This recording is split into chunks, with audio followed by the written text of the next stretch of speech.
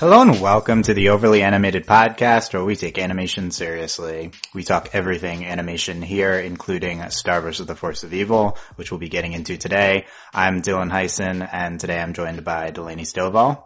Hey, y'all. And Michelle Anderer. Hello.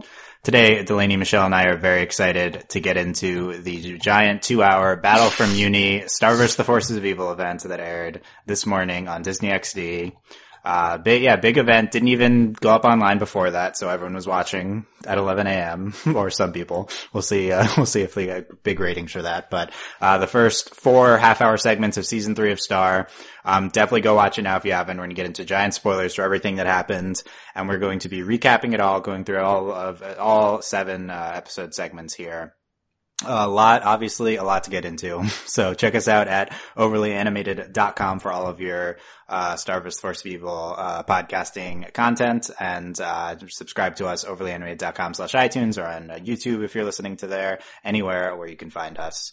Let's get right into this. First thing is reactions to this whole event and what stands out to you, Delaney. Okay, so I tweeted the GIF from Star Wars of R2-D2 screaming and slamming into a wall. That's my reaction to the whole thing. Like, oh my god. It's hard to have like a big take. I guess the biggest takeaway for me is just how freaking awesome Moon is. Like, just generally speaking, and again, I love her. Big standout. There's just so much, other than I love Moon and then Star being, really freaking awesome. I don't, and then, of course, we're gonna talk about Eclipsa, because, oh boy, Eclipse is here.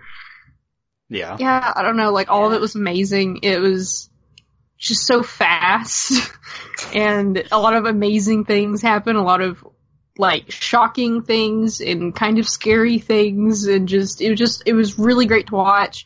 And even some of the lower moments, the more humorous, when we had River and, Ludo and fighting the book for literally 2 minutes. What the heck? But even then, I think those were good, pacing, to watch it in the 2-hour event that was good, having those little dips so we all didn't just, explode for 2 hours. But, yeah, I loved it. It was really great. It's probably, even going back to last year and, Summer of Steven, this is probably one of the best kind of, animated events that has happened in a while, and I honestly might like it a little bit more than almost the entirety of the Summer of Steven, as an experience and, quality and content. I don't know, it was just amazing. It was a lot better than I expected. Not that I had, a lot of expectations, but I don't know, I wasn't expecting, I guess, to love it as much as I did, and it was just bam, bam, bam in your face, and I loved it. I think it was great. Even for some of the, the down moments, but I thought it was just amazing, and it was just to have this, big event, I think was a really good call, and, because I don't think I could have handled, this separately, trying to watch it, every week, no, throw this all at me, throw all this at me at once, and I will choke on it until the rest of season 3, so it's great. Okay, good stuff. Michelle, what were your biggest reactions from Battle for Mewni? I'm gonna be real. I didn't know it was gonna be this many episodes at once. I thought it was gonna be half this long. So I finished within seconds of starting this podcast. And I feel a little overwhelmed. It was so good though. And like Delaney said, the pacing was really good. This is a lot of episodes at once. And they flowed really nicely into each other. I think it didn't feel miserable 2 hours. Yeah, and even the book stuff with Ludo, it was funny and it was pretty well animated, so it has that going for it. Oh my god, Eclipse is so cool! I love the flashback stuff. That was She's your really evil grandma. satisfying. You go and capture it. And after we see the mural, we have some ideas of what actually went down, but seeing what actually happened and how Moon's trying to figure her life out. And yeah, it's just it's really, really good. And the conclusion was really satisfying for this arc. And yeah, there's so much to talk about. But Star was really good, Moon was really good, Eclipsa, those are my top 3. I think Marco did a good job too, for what it's worth. And I'm like, he's okay. Yeah, he's okay. Gosh. Like, it's not his moment. It's not his show. But like, I don't know. And also like, as much as I'm like, okay, like, is Starco gonna be like the first thing that happens in this like event? And it like was barely a thing at all. Oh, no. Which, No. makes sense. Stakes, No. stakes It are wasn't what they barely. are. We had like a It wasn't 15-second he hug. moaned for I a mean, while, come but on. like when they finally met up, it wasn't like, so, like, do you want to talk about stuff? It's like, no, we got to do. Like, let's go Because do it was pure and amazing. That's in that hug. that's next. It- We're good. I That's was next saying that, episode is but, the. like, I'm glad it didn't take over like the event. Like, thank God, Oh my that was God. in the back burner for now. Don't the vast thank majority God of and no Starco. That's blasphemous. Oh my goodness. Oh my God. Yeah. No, those are my impressions. It was really good. I had a really fun time watching this. Yeah, I mean, come on. Biggest reaction is all this Toffee stuff. Like, what? Toffee is back and then dead? Holy crap. Yeah, I don't know actually, like, who actually knows? But you see, based on the comments in the episode, we're at least lampshading that, Toffee's dead, for now. We have, looks pretty gone. It was really satisfying seeing him be just absolutely obliterated and melted. Yeah, that's pretty cool. The biggest, yeah, like that was the biggest. Everything else, it's like, okay, we could have seen something kind of like this coming. All this Toffee stuff was crazy. The star, Muberty stuff at the end, giant yellow goddess, not giant, but yellow Muberty star, was incredible. You're looking great. She was, so funny. Hi, Mom! Yeah, she was really good. The end credits were incredible. I don't know if that's the highlight, but we have new end credits and they're wonderful. I think it is a highlight. Yeah. That's a highlight. They're really good. That all the stuff at the end of Toffee was really huge and definitely a lot to get into on like what is even happening here. The flashback episode with Moon the Undaunted I thought was incredible. I loved Young Moon. I loved everything there. I also loved the first episode, Return to Mewni, with just Star and Moon interacting, and everything with where the sanctuary where they go. There's like a lot of plot here in this, in all these episodes, and none of it's very, substantially given to us. It's all just kind of vague. I've probably pieced together most of the things that are happening. I still think there's some things that don't really make sense, like why Star, where they are, Star and, I guess the biggest mystery is like where Star and Glossric are, before Star like breaks out. And is Glossric like still stuck there? Glossric like died earlier in the event, and that was the biggest reaction in the beginning. Like during hour 1, that was the highlight, but then it was eclipsed during hour 2.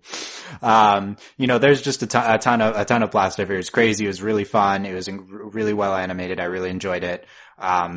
You had down episodes, that if they weren't part of like a larger arc, I think we would have been like meh, like I think Book Be Gone, Marco and the King. Those are for sure. kind of meh episodes. We have some of our best kind of social commentary on the show in Puddle Defender. Definitely getting like the most into this, human monster, like monster prejudice type thing.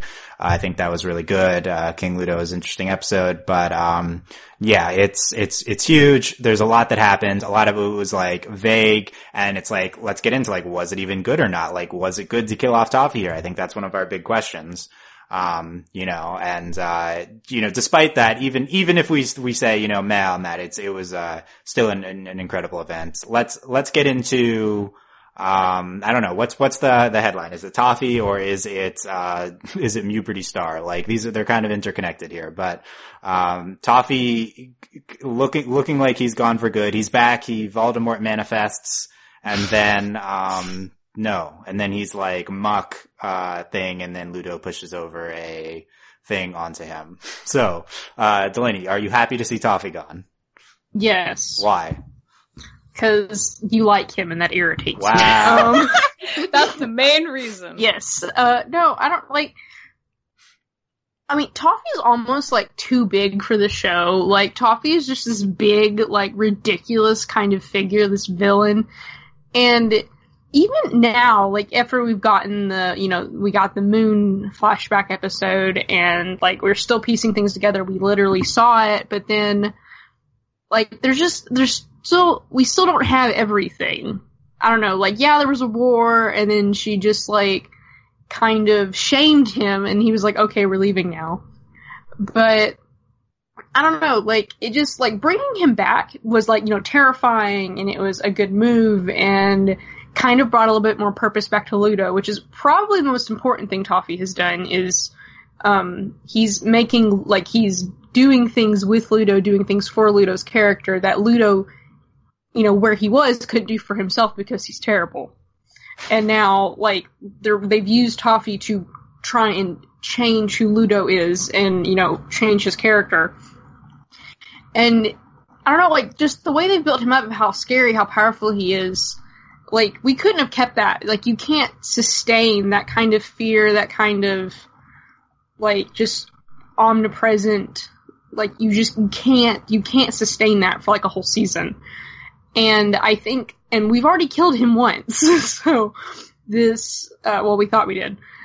So, I think, like, doing it the way we did, and also, again, like, this wasn't just one, like, yeah, it was a 2-hour single event to us, like, as this experience, but, in the reality of, like, the show, this was multiple episodes. Like, it wasn't, like, if this was a normal season, this would just be, like, we're like, oh, okay, this felt it would have felt longer than it does right now. Because we were watching everything all at once. Yeah, this is like Toffee is like his own arc here, basically, is what we're seeing. Yeah. And I feel like we've done everything we can with Toffee, and like, at this point, it's like, we just have to defeat him. Like, it's not like we can keep him around forever. Though, and I don't know, it was also, I think, satisfying because he comes back, and he's in a suit, and he's like, whatever, and he's leaving. Because what he has done is he did what Moon did to him. He humiliated her. And he's like, I'm tired, like, he's like, I don't care anymore, I don't care about any of you, and I'm gonna go. And he walks away, and then Star just freaking, like, obliterates him, which was really satisfying, because he's annoying, and it felt really good, because he's a punk. But, like, I don't know, like, that kind of, it's not quite ironic, but it's just kind of like this sick, twisted sort of, like, poetic justice. I mean, I wouldn't be totally, completely shocked if, like, there's some remnant of Toffee later. But I think killing him now and, like, getting it over with, like, it opens things up. Because ultimately this is Star taking over from Moon. This is, Star becoming Puberty Star and, like, whatever. And we're still exploring this how powerful Star is thing. And this is, like, what she had to overcome to get to that point. Because Ludo is, like, useless. And it, like, yeah, he stole the book, but that's literally all he's done. Yeah. So we can briefly recap the Toffee backstory we get from, it didn't fully piece together to me on first viewing. So like what the backstory episode says is Toffee's a general in the monster army and they're attacking the castle. The monster, like, king is going to agree to a peace treaty, but Toffee's the general, like, goes against that, and him and his lizard people, kill, Moon's mother. And then, Moon goes to them, learns the spell from Eclipso, breaks off his finger, and then that just kind of, like, scares the rest of the lizards into not wanting to attack anymore, basically. Because, Eclipse is a spell where he can't regenerate, whereas all the other lizards, can. So it kind of, like, pieces together. It's, like, it is very fast and a little bit thin, but it does kind of piece together everything, all the missing holes we had with Toffee's story. Yeah, and it is interesting. He comes back and doesn't particularly want to kill them or anything. He just walks away. What do you think of this resolution, Michelle, towards everything with Toffee? I mean, so, like, Toffee's goal was, like, essentially, I want my finger back for, like, the entire Toffee arc. So it makes sense that he would just walk away once he got what he wanted. The thing that seems a little, I mean, if he has, like, literally planned out, like, the situation beforehand for, like, ever, and he, like, knew this is what had to be done in some way, shape, or form to, like, get his finger back. He does have a line at the very end where he's like, don't you know that I, like, know, like, that this is all gonna happen? Like, and you're dead now.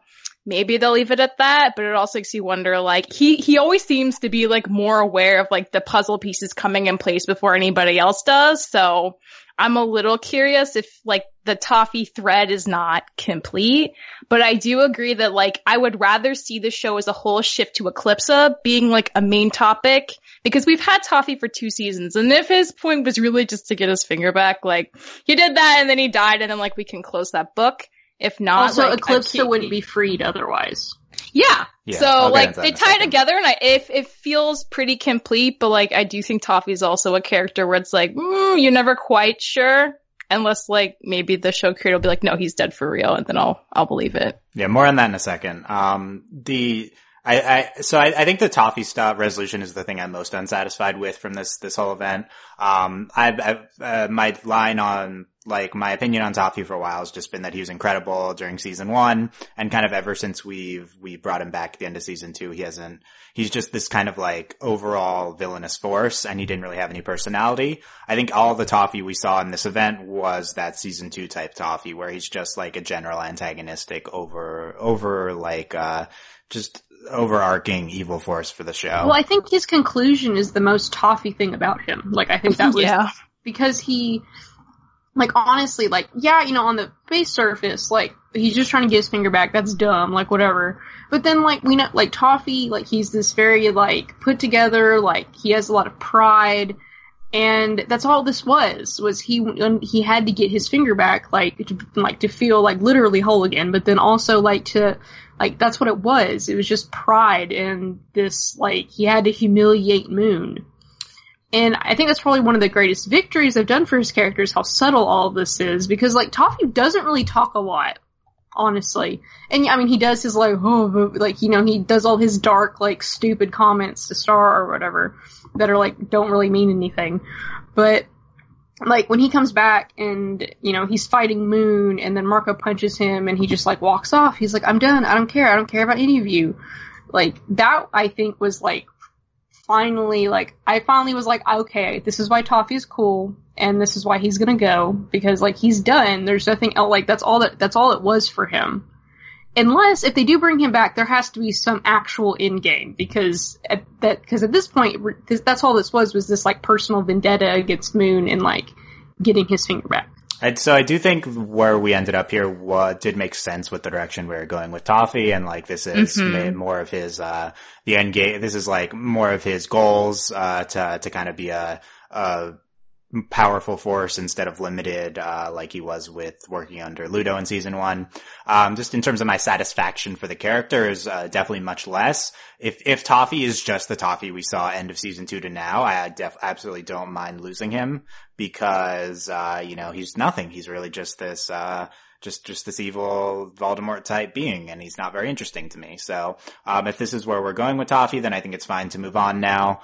It's certainly very, sudden, I guess. It's not specifically him going away right now that is a problem. It's more of just everything that happens was kind of vague. So it just ties into all that. But yeah, I'm just more disappointed in the decision to move away from the season 1 type Toffee. Although my read on the situation is that this is a part of Darren moving away from every season 1 element of the show.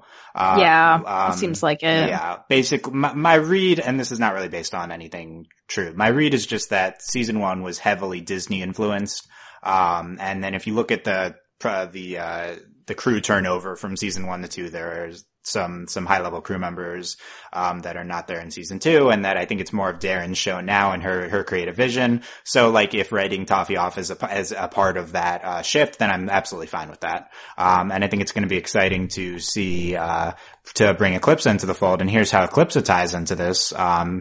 And this is something I didn't necessarily pick up on right away either, because it was like minute 20 of the 2-hour event to the end of the 2-hour event. But the contract that Eclipsa makes with Moon in the flashback episode Moon the Undaunted is, once your enemy is killed, you must give me something, in return, my freedom, says Eclipsa. And she says that a contract between two queens is stronger than any crystal. I believe the heavy implication is that Toffee at the end of the event is killed, and that is why, Eclipsa's, crystal starts to crack.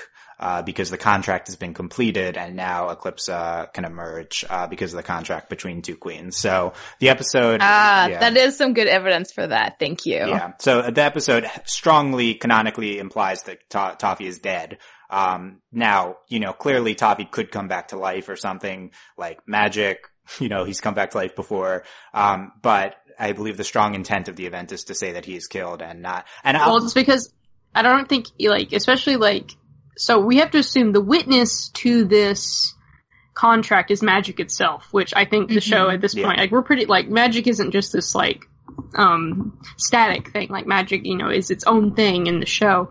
And, you know, that's another thing we have to talk about, like, is the Fritz gone?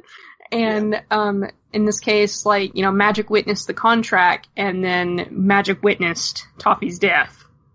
I agree. It's like a magic contract. It's like, it's like a general, like, fantasy type thing to do. Like, this is a thing that exists in other fantasy things. The unbreakable vow. Yeah, I was gonna say the unbreakable vow, totally. Right. It's just a contract that, like, is even bound visually by magic itself. Yeah. So it's we didn't know this existed in this world before, but you know, the show it doesn't have defined magic mythology, so it can kind of bring anything out like this. But yeah, it's so at the end, that's what's happening. It wasn't even clear to me on first viewing, but that's what's happening. That's why Eclipse is breaking free, because Toffee is dead and they made a contract. So, this is Moon's, consequences from her past coming to light here.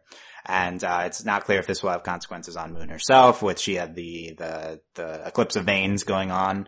Yeah, so, Eclipse free. She talks to Moon in the flashback. They unfreeze her head, but then they refreeze it. And that also explains the mysterious the hand picture. thing. It's because her glove is still in comes there. off. Yeah, exactly. That's actually really I'm glad that they had that attention to detail. Yeah, I like how they explain that too. So, that looks like the next phase of the show now. Eclipse is free at the end of this event. You know, she's not, there's just a crack, but strongly implied that she will be free immediately after the show, that episode ends. What do you think of, Delaney? What do you think of this as the next direction for the show?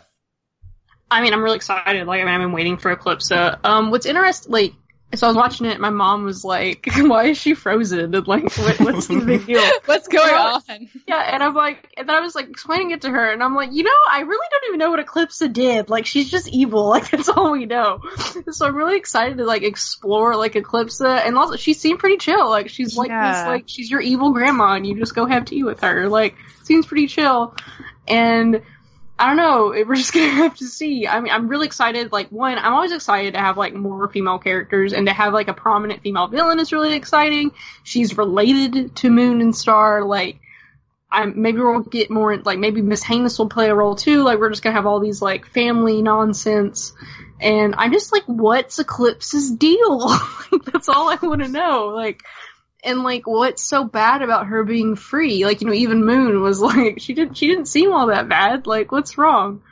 So, and then, you know, it'd be nice, and hopefully this will also play into, like, the monster and Mew conflict, and hopefully we'll have more resolution with that. So, I'm just excited to see, and, like, I'm sure, like, Eclipse is not at all what, you know, there's definitely more than meets the eye, and I'm excited to see, like, is she really a villain, or is she one of those, she wasn't really that bad, and that's all, like, you know, kind of like the Puddle Defender, it's just stuff they've been told, but maybe in reality Eclipse was like all about monster rights, and they were like, no, we're gonna freeze you because that's stupid, and then that kind of stuff. So, like, there's no telling, and I'm kind of hoping that's the way they go, because her character design's really cool, and she seemed really cool, so I'm just excited to see. And even if she's just crazy super evil, that's fine too. Like, I'm just ready. Like, this is super exciting. Yeah, there's a lot of thematic stuff that kind of says that Eclipse is evil in this arc, but we don't learn what she did, why she's frozen. We don't know why she's evil. All we learn is that she's roughly 350 years old right now. In the flashback, they say 300 years ago since she's been frozen. And that's in a flashback. She's voiced by Esme Bianco, who's Ross in Game of Thrones, back tomorrow. And, also in The Magicians, and which I find funny because there is a wellspring in this episode, and that's an element of The Magicians. Anyway. So yeah, we don't really know much about, her character anymore. Michelle, what do you think of her becoming potentially the main antagonistic force of the show now? I mean, I was thinking about what Delaney said, and I think either, like, she will be, or it was kind of, I don't know, maybe she is really chill. And if that's true, I'm, like, wondering where the show could go from there. And I think, like, the discussion of, like, black magic still is, like, a pretty big plot thing that should be addressed. And, like, the Fritz is probably still happening. I don't think that was all Toffee. And the fact that, like, the Queen Moon is, like, infected with the dark magic, like, there's a lot going on there too. So if Eclipse is, like, really heavily involved, that'd be interesting. If not so much, I don't know. But, like, I feel like that's another direction too that, like, is still pretty open for exploration at this point. Yeah. My read is that she's not going to be straight evil. But there's not a lot of proof because, I mean, I guess that what's that based on is that, the puddle defender moral type stuff they bring in here, with the monster prejudice. It's like that episode paints Moon in a pretty bad light. So she's not a great objective narrator or anything. At least in terms of, monster views and Eclipsa, the only thing we really know is that she's, sympathizes with the monsters. And that, also when, Moon mentions her chapter in the book, they call it the forbidden section. She's like, is that what they call it now? So, yeah. so she doesn't really, know that, she did, either that was tongue in cheek or she didn't necessarily know that what she was doing would be seen as dark magic. So I think there's a lot of interesting territory to go in here. There wasn't a ton in this event with Eclipsa, but it's, that's the direct next ramification on the show, this contract between, those two. Contract, of course, insert your Madoka references here, which, basically what happened.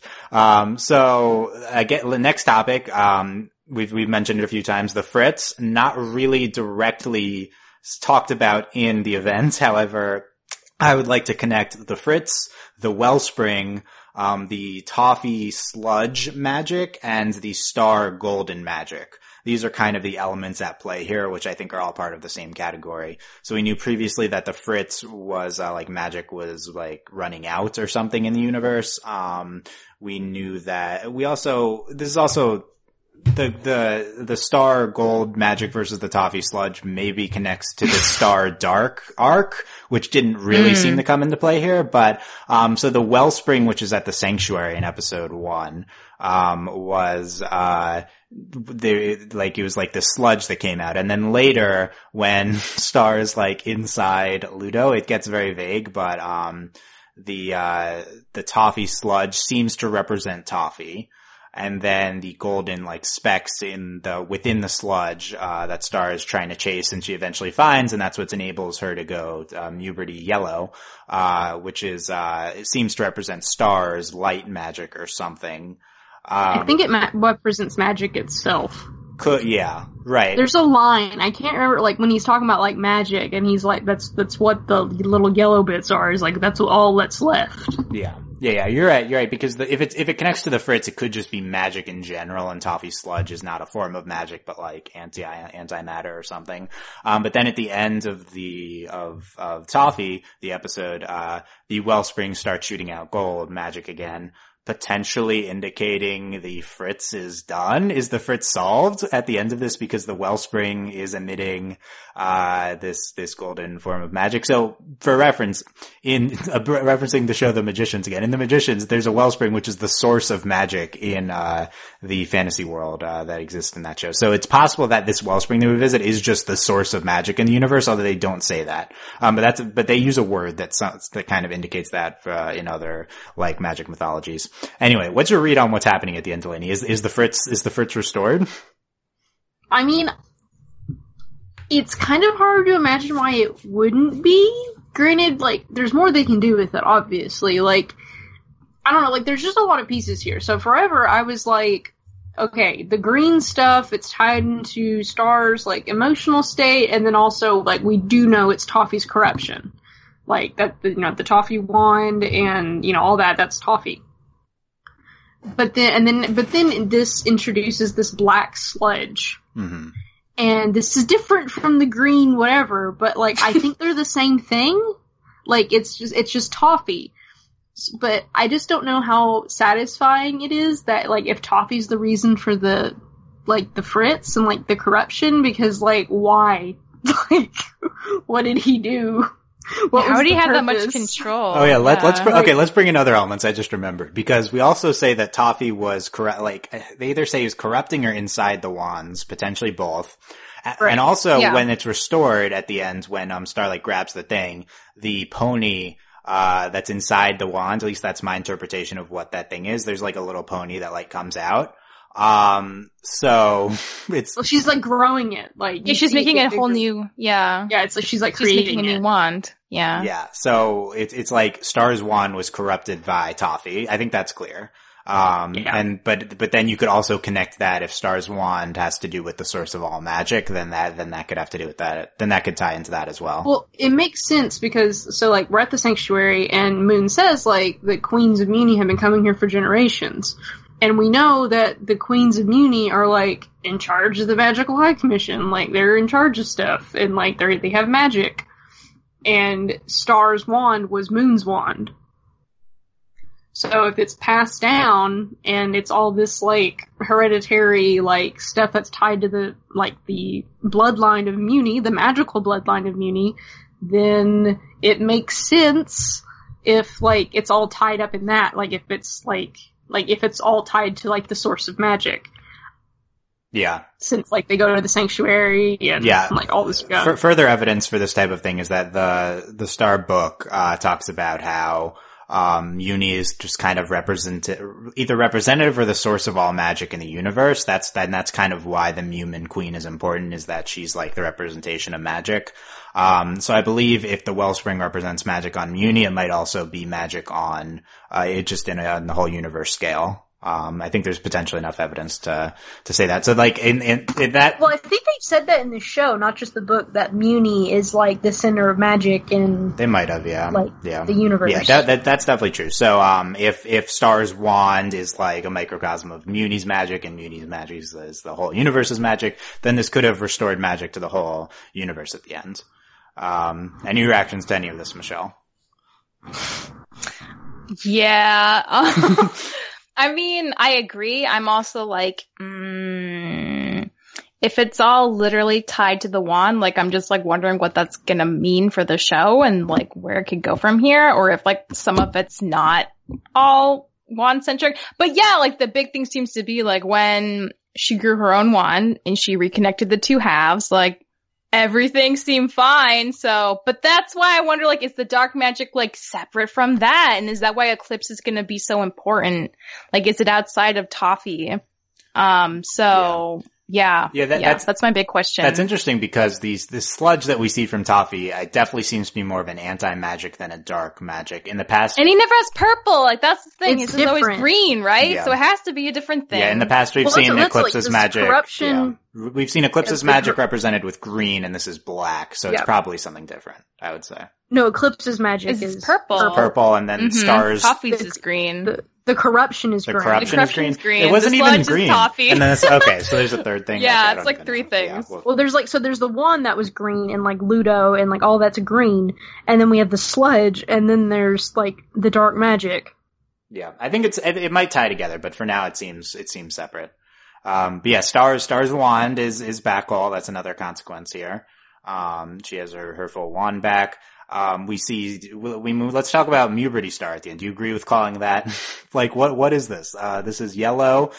She looks, I have an image linked here for reference. She looks, like, she has butterflies. She has like hair and like twin tails. She's like horns and stuff. And I was like very excited for her to keep this new outfit. She like falls and her dress is still yellow even though she's not like ethereal anymore, but then she reverts back and then she loses the wings and I was like, oh, but, it's what it was like, what is even happening here? This is season 3 left. Yeah, I know. I was like, we're changing. No. What happened with this? Any explanations? Well, I mean, Moon did this when she was fighting Toffee in, right. And when he like killed the magic, like when he fought the Magic High Commission. So, like, this is the whatever, like, they have Muberty and then they have like whatever their like magical girl Muberty form and they just go like Super Saiyan on everybody. How many references can Delaney make in a sentence? This is definitely Magical Girl Star for sure. Oh yeah. Oh my god. 100%. The most Sailor Moon transformation. No, that's what I said. Like, she went like total Sailor Moon. I haven't even seen Sailor Moon, and I'm like, she went Sailor Moon. Yeah. Seriously, yeah. Yeah, what's your read on it, Michelle? Yeah, it just seems like a new chapter in her, like, unlocking powers, and there's still that whole thread from season 2 where it's like, wow, like, Star's making all these new spells her own way, she must be even more powerful than Moon! And now we have Eclipse being a plot point again. What was that impersonation? I don't know. Okay. We have Eclipse being a plot point now, so like maybe like part of the Mewberry thing's gonna be like, okay, like now that you have this new like level of access to power, like what are you gonna do with it? How much farther can it go? Clearly it can probably go farther than it is right now. So I'm excited. I think it makes sense that they chose to do it this way. We have to keep continuing this arc. Like we've had for this. sure. Like where else would we go? That makes sense given what we've had for the past 2 seasons. Yeah, ties into like the Stars super powerful arc. Yeah, I agree. I love seeing this. I thought the animation was incredible. I love this moment for Star. This to me was kind of reminiscent of the Korra Book 2 finale with Jinora, which is, not a great thing to mimic. It explains it way better. Well, I think I disagree. I don't think it really makes sense here. She like grabs onto a yellow speckle and then she. Well, that doesn't make sense. Like put them every transformation like itself right. Makes so at sense. least we had some precedent for this. You're right. Okay, our suspension of disbelief is really much bigger in this show than in Korra, when there was like an established mythology that they still messed with. Right. No, I know. What the heck? There was also giant kaiju, so those don't count. Yeah, the difference is that this show just does this all the time. It doesn't have as established a mythology. I love this moment. I do think it's it's part of a bunch of things that don't really make any sense. That's happening all at once. But I still loved it, whatever. She also has 6 arms for the record, but. Well, I think it's pretty obvious that they're for the record, in case anyone forgot. I think it's pretty obvious that this is something that we're gonna talk about. And like, going through this, like, I need to have the like Moon Star debriefing episode where they're just like on the couch. Yeah. Like just talking, like, man, that was some stuff. Like, that's what we need. And like, I feel like it's like, we got a weird Mewberry explanation. Like, this is gonna happen. Like, it's fine. I'm not that worried about it. And it just looked really cool. And I think in like a thematic sense, it definitely made sense. Like, I don't think it was impossible to follow. She was looking for like the last speck of magic. She found it and then she was able to use it. Because she's super awesome. Yeah, no, thematically, I think it worked. Yeah, visually it worked. It's storytelling without, much of a concrete explanation. This is typically something I always, criticize on the podcast, and I do think it was not, I think rather than it being like a clear mistake, I think it was purposefully, more vague and artistic and stuff like that on purpose. Like it was, they knew what they were doing does this here. really well. Like they do this all the time. Yeah. And that's what I love about the show is because I don't always need it to be spoon fed to me. And I really enjoy things like this where it's like, I get it. I don't have words for it, but I get it. Yeah, I think that there's a separation between don't need to be spoon fed and then the show never really explains anything. This I think is maybe fine in the context of a bunch of things happening at once at the end, which all, it's like, maybe we could have had, some explanation. I do think it still works though. I still think this episode's really great, Toffee, the final half hour one. But certainly it's, we got a lot of vague, plot occurrences happening. One of the things was, as we mentioned before this transformation happens, her and Glossric are in, some dimension. It's just a black background. The void. Yeah. Star's like, I'm dead, and Toffee's like, and then Glossric's like, no, don't, I'm insulted. So, not clear whether they were dead or where they are. Any theories? I think they're in a place without magic. Okay. So it's kind of like, there's like the Force or whatever, and like in this case, like it's like, this is what it's like when there's no magic. Like this kind of like there's a place where magic is, because they weren't in Ludo anymore. Like she popped into existence, so I think she fell out of existence because wherever they were, wherever Toffee was in, like, because he was in Ludo, but like he wasn't, like he was this magical force, and then he willed himself into being because he's ridiculous, and then like, because there wasn't anywhere for Star to be anymore, because she was only there because Toffee was there. Like, she couldn't have done that otherwise. Because Toffee kind of created this corruption kind of zone. Like, I like to think it like, so there's like, let's say there's like this magical river. Like, that's magic. Toffee kind of created like his own little river in the river, like he kind of diverted it or whatever. And Star could get there because Toffee made it, but once Toffee was gone, it was gone, and there wasn't anywhere for Star to be anymore. So, and then and this especially, I think what's further might kind of like this, they were out of existence, like they actually ceased to exist, not in the sense that they died, but they just didn't exist anymore. Because death would imply like this kind of physical death. Like I think like they just didn't exist anymore. Because Glossaric is tied to the book. When Toffee burned the book, Ludo, whatever, same person, Glossaric was like, I saw this coming, and he was gone. And Glossaric wasn't really that freaked about it, because he's like, whatever, like, I don't, like, it's Glossaric. So I think that's what it was, like, they just weren't anywhere anymore. Any take, Michelle? So the two most confusing things for me in this entire event were like, one, like first I was like, why is Star standing next to Ludo after she knows it's going to explode and she could potentially die? And then it's like, well, Toffee managed somehow the last time she exploded the wand. So maybe she knew that and was like, let's see what happens. Maybe I can find him this way. Okay. Well, there wasn't anywhere for her to go. And the thing is, I think, that's connected to the wand in the river. I feel like at one point it all was like, her magic was like golden, and Toffee, once he was there, after it exploded the first time, like he slowly started corrupting it. That's been going on for like, season 2. Where she ends up with Glossaric, I don't know if that's a different place or not, but I kind of would assume so. But I really don't know, and that's like what I'm really confused about. Like, how are those two places connected? Where is Glossaric? Yeah, I mean, she came back, like, out of, like, the air and had her body still. So, could the same thing happen with Glossaric? I really don't know. That's one of the most, like, okay, show, like, this is really cool. I'm gonna try not to think about too much, but, like, I definitely have questions. So that's, like, essentially how I feel about it at this point. Yeah. I don't really know what's going on here. My initial read was that this is a Harry Dumbledore King's Cross at the end of the seventh book moment. That a little too. Yeah.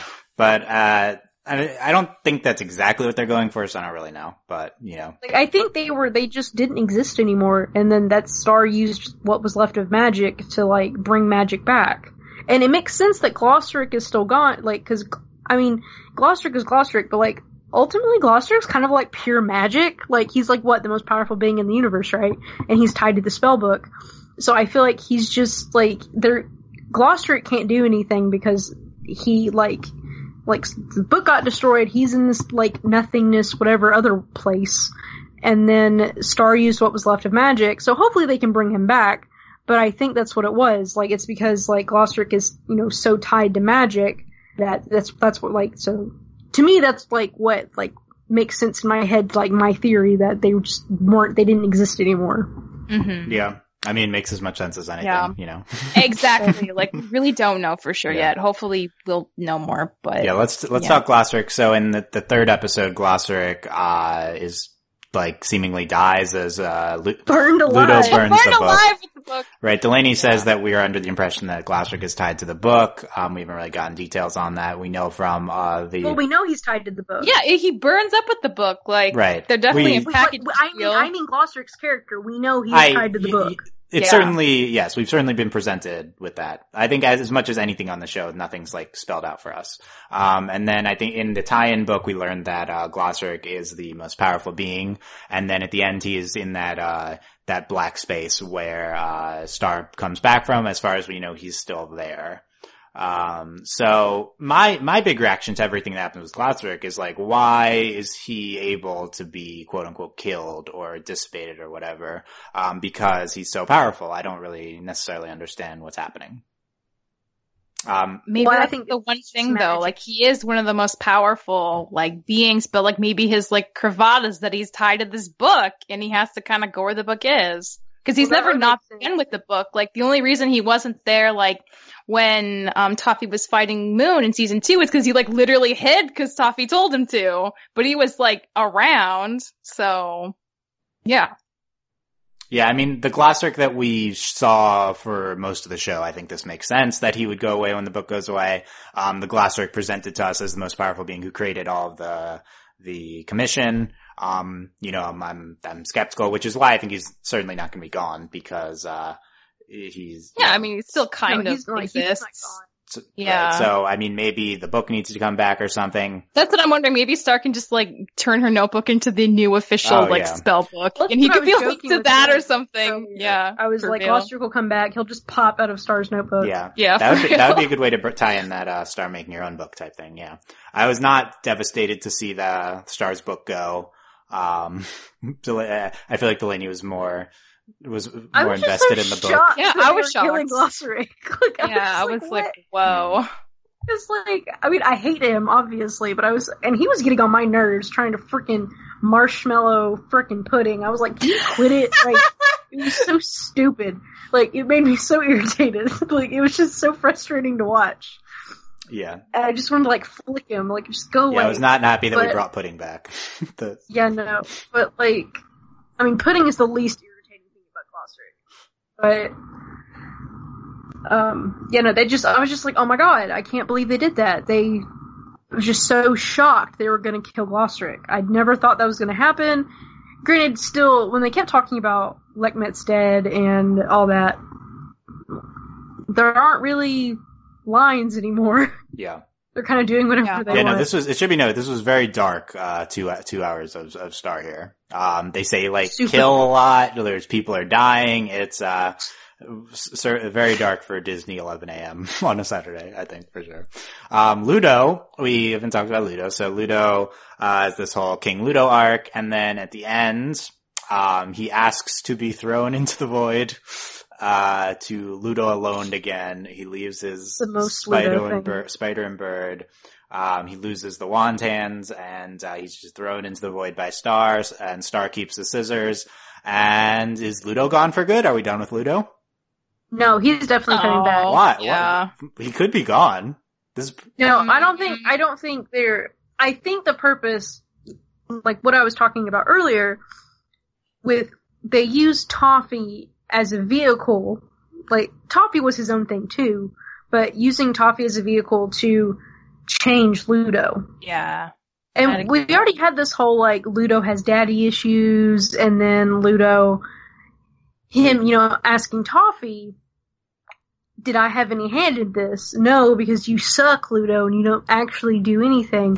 So word kind of for like, word what Toffee said. Yeah, him going to the void for Ludo to find himself, do some soul searching, maybe come back and not suck as much. Yeah, he came back once. He could be somewhat of a sympathetic force when he comes back. Him and Star. Once Star's like Toffee's. I feel bad for him because he's so pathetic. Almost got there right. I'm feeling bad. Yeah, he's. Oh, you guys. Michelle, what do you think of Ludo in this whole event and him being thrown off at the end? I mean, I think it makes perfect sense. Yeah, I think he needs to, like, have a cooling down period and be on the back burner. But, like, I think he's definitely going to come back sometime later this season, if not next season.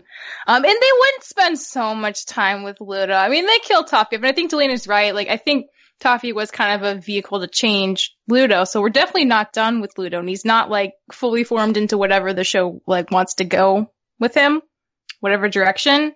And we've just spent too much time. He's had his own episodes, like, that's like a commitment. Like, we've met his family, like, we're getting his backstory. They took us home to meet his parents. Yeah, like, it's gonna be more than just, like, a temporary character, so, yeah. I don't feel like we need to see him anytime soon, obviously, but, like, he's definitely gonna come back, and things will maybe change. We'll see. Probably, I mean. Ludo in the Wild 2, yes or no? No, I don't want that. Oh man, that's a good episode though. Is it coming? I think that might be coming. It might be, who knows? Star, like, throws chips in with him too, which were featured, I think, on the last Ludo in the Wild. Yeah. Yes. So, I feel like that's now he has 2 chip bags. 2 whole chip bags, double layered for the winter. I think it's coming. We mentioned Lekmet's dead. We learned that from Moon. But the other 3 commission members potentially coming back to life at the end of the event once the wellspring has been turned back on. I would assume they're fine now. Yeah, they're in the pods, and the wellspring is shooting the gold magic now. So the revival of Romulus, Yeah, Hekapoo and Omnitraxis. Yeah, so that's to come. Rip Lekmet. Rip. I think it's a good decision. Poor Romulus. Yeah, Romulus will be very sad. Yeah, I agree. Oh yeah. Maybe he'll be in no state to try to refreeze Eclipse. The snakes will have to comfort him. Yeah, I think so. So yeah, that was the other major plot thing. Marco, we have Marco and River bonding time, and Marco with leading the resistance. We have... They got on my nerves so bad. The resistance? Come on, you didn't like, I already forgot her name. The only one that we knew the name. We just saw so much of them of the episode. Full Duke. If they'd been in like 3 minutes, like, okay. No full Duke fans here? Long time. Well, no, I'm just not a fan of Ruberia or whatever. It's great. What about the mimes? Obviously, the mimes are Full Duke. I liked Full Duke. She's voiced by Natalie Palmides, who's Buttercup in New Powerpuff Girls. I think she's good. And yeah, I think Marco moments were potentially some of the weaker ones of the 2 hours, but obviously Marco's great. He just had less to do. And we had our 15-second Starco hug. That was huge. Yes. Take off the horns and then continues. And then in the beginning we have Marco being so devastated the star's gone. It's great. Mom, can you be addicted to crying? That was what I'm calling the sadness hotline. Yeah, that was amazing. The teen sad it was hotline. really funny in the beginning. The Starco, despite Michelle's skepticism, the Starco was real, I think, in the event, I would say. I mean, it was real. I'm just glad that's 100%. the extent that we got. We had so much other and stuff. And we had parallels with River and Moon. Oh yeah, absolutely. We learned Young River was precious. Yeah, I love Young him. River was small and that sweet. Was so adorable. Yeah. Let's talk about the whole flashback episode. I really love Moon the Andante. I think it's probably the best of the episodes. The second one. No, I agree. The first one's pretty good, really but yeah, I agree. I think Return to Mewni, Moon the Undaunted, and Toffee are all timers of the show. Yeah, for real. But Moon the Undaunted, I think there's a lot here, but I just love kind of all the elements of it. I just really love the characterization of young Moon. She's super British for some reason. So is young River. Yeah. Yeah, everyone's also all the Mewmans. I didn't know if we knew this. All the Mewmans seem like they're Scottish too. Yeah. But they're. I'm not. I still don't know who's voicing Young Moon because the credits don't go that far. But her character design is great. Yeah, I really like. I love her hair. Yeah. I think she's wonderful. I think how she's we see her in kind of a grieving period. And has to try to balance everything. And her interaction with the River are great. You see where Star gets it all. Yeah. More subdued, but yeah. And, she says, I can't decide the fate of Mewni. I can't even decide which boy I like. But we eventually goes with River over Count Mildred, was not much of a person in the thing, but I guess that was the other romantic option for Moon. Her talking to Eclipse. She's so much to do her. I think she's great. Her at the end with Toffee. Love all of that. I think a really powerful moment. I just really loved you look too young to be queen, and then when Eclipse realizes, and I'm just I'm gonna cry. it just sucked. I was just this hurts really bad. Didn't Eclipse come off sympathetic there? I think so. No, she did. That's the thing. I kept waiting for her to sneaky to get out, but it didn't happen because she got frozen too quickly. So it's okay, either she is real chill, or she's very charismatic, or maybe both. Yeah. Yeah. And this is presumably 14-year-old Moon, say she's Star's age. Yeah, we see young versions of Mina. We see put together Mina. I think that put together Mina is so great. Yeah. Put together in quotations. Yeah. Much more than the current more Mina. Normal. Yeah, I'd love to see Mina flashback episode. I think she was great here with trying to get a confession out of the Monster King. We see all the council members when they're younger, pushing for either the peace treaty or Omnitraxis is small. I was just really confused. Yeah. Well, I was Omnitraxis has many forms. Yeah, he's small here, and I talked. I said the lizard went rogue. River's apology meet. He says that was. He says that's how we Johanssons apologize. Yep. Yeah. quality. Yeah. And yeah, he's also sounds British. I don't understand it, but, Moon calls Glossric glossy, which I loved. That was pretty good. They seem to be on good terms, and also Glossric apparently loved Moon's, mother. Yeah. He's like really, and for like acting so unattached to like Star, like clearly like he does care about things. And in the beginning, he's just annoying. Yeah. Well, yeah. In the beginning of the episode, we see a picture of super young Moon with her mom, and her mom looks cool. Maybe we'll get a Moon's mom flashback episode. Maybe. Or just tell us her name. Tell us her name, yeah. Yeah, tell us her name. I haven't cross-referenced this. We need to check the image we get of her with the portraits of the queens from Into the Wand. So, yeah. Yes. I apologize if we know and I just haven't seen yet. We talked about her talking to Eclipsa, the glove, the purple veins. So, we didn't talk about Moon with the purple veins, at the end, cause she goes to cast the spell on Toffee again, and then it doesn't work, cause I guess magic's gone. And then Star brings it back, I'm talking the last episode again. Do we think that there's gonna be ramifications on Moon for, trying to cast this, Eclipsa spell again? Yeah! I think definitely, but I don't think it's more of if Moon isn't stupid, I think it'll be okay. Because we see Eclipsa, her hands are purple. Okay. Like her hand, that's why she wears gloves. Her hand which is also why now we know why Moon wears gloves. Her hands are purple, like her entire hand is purple. And it stops more at her wrist. It looks kind of like gloves, but like her whole hand. So seeing the veins crawl up Moon's arm, obviously more dramatic, but that's more for, I think, our purposes, and to be like, oh my god, that looks awful. And Eclipse is also more controlled, and she kind of, created dark magic, has mastered it or whatever. So I think it's gonna be more, as long as they don't fight Eclipsa, I don't really think it's gonna have physical ramifications. I don't think it's poisoning her or anything. But I do think it could have, it's tied to Eclipsa, it hurt, because Eclipsa was coming. So, I think there will be ramifications in that sense, fighting Eclipsa, trying to keep her from escaping, that kind of thing. Or even just talking to her, like, how do you control this magic? It's, like, getting bigger now. Like, you're the one who created it. Do you have any insight? What to do? Kind of like, what's happening? Yeah. Like, I don't think there's going to be some transformation or anything. But there's definitely some ramifications, and it'll be, I'm really excited to get into it and to see what happens and Moon dealing with it.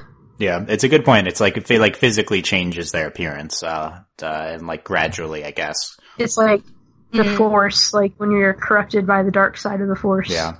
No, we're not doing evil Moon, Michelle? No, I don't think so. That'd be kind of silly. I think the show can do better. Evil Star, duh, that's where we need to go. That's Dark Star arc. We're back, let's go back. The contract, we talked about that, back to Moon the Undaunted. Also, they keep focusing on the contract. There's clearly going to be ramifications. Yeah, well, that's why she's free, right? So that's, we do state that. Also, the contract might have also, tainted Moon herself, cause, it runs through both their arms as they do that. Eclipsa tells, Moon to aim directly at his heart, and then Moon changes to his arm when she lifts up when Toffee just raises his hand later. I didn't necessarily. She's really nervous. I don't even know if that was kill him. Yeah, she's just I feel like it was it's purposeful. A threat. Yeah, I agree. Yeah. And then Moon at the end says she didn't seem so evil. Talking about Eclipsa. So yeah, potentially not straight evil Eclipsa arc, at least as Moon's impression there. Also, what will be the impact on magic? I know she's dark. She's, uses dark magic or whatever, but there will be 2 Queens of Mewni. Good point, yeah. Yeah. A lot, two in a non-frozen state for the first time, that's true. And that's the thing, too, is the promise they made, I think, just a literal between Mewni, between butterfly queens. Because, it's not like she could do this with, the Queen of Ponyhead or whatever, so I think that's what's... Yeah, potentially only between 2. This is definitely this is definitely going to, I think, be a powerful kind of... there's going to be a lot of consequences for this, in magic, and who's going to be in charge. Yeah. Because, Eclipsa never died. Yeah, true. Like, does this, disrupt Moon's authority, and, like, does that contract only between two human queens? Yeah, it's a good point. Another thing Eclipse has said, she lost her mother too when she was that much older than, Moon. So, I wonder if that will come into play. I wonder if that's, like, Please a don't thing kill Moon. that happens Please to a don't lot kill of the Moon. queens. Oh, they all just die, yeah. Please don't kill No, Moon. we can't. Please. She's too built up at this point. Probably. I will cry. The Moon going into the monster camp. We talked about most of this. That was the most, that was so cool. I was losing my mind. I was like, you are so cool. Like, she doesn't care. Yeah. She's just gonna sit down and eat her, that was just the most, she pulled out a blanket.